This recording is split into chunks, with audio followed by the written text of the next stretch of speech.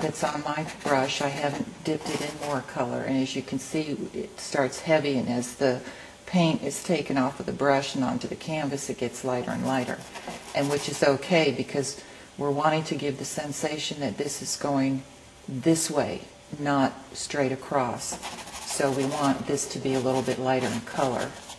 And so I'm really just kind of getting things blocked in, and I'm even coming up.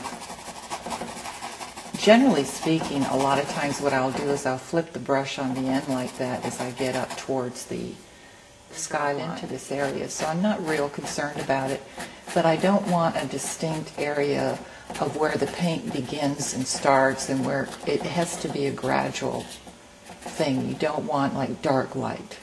You want a graduation of the color. Again, and so that it's very loose.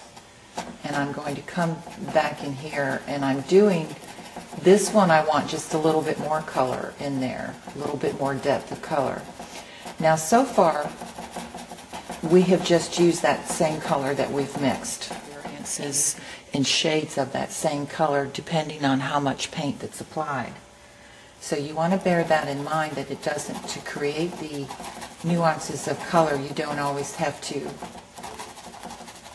use another color to do that, or add any more color to whatever you have on your brush. You just get more paint and it becomes deeper.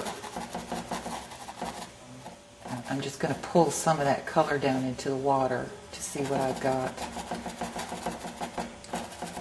And I do like that, so I'm going to pick up a little bit more of that, and I'm just going to scrub some of that darker color down towards the bank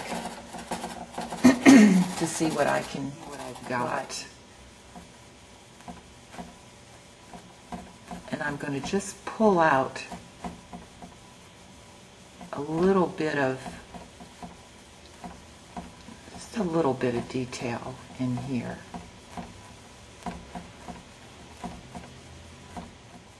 Let me kind of come up there. Now let me back that up a little bit. You see how that looks like foliage? And you've got some emphasis here. Now this is too distinct. We need to blend that in a little bit more. It's just too much. Let me go through here. You can see the foliage. You can see the blank spaces we left for the trees. All looks pretty good. And this is a brown-green color. But when I'm looking through the viewfinder, it almost looks just like the total raw sienna, but it's really not. Not in real life. It's a nice, pretty pastel green. It matches the sky. Let's lift up into the sky. See if you can see that we're working with.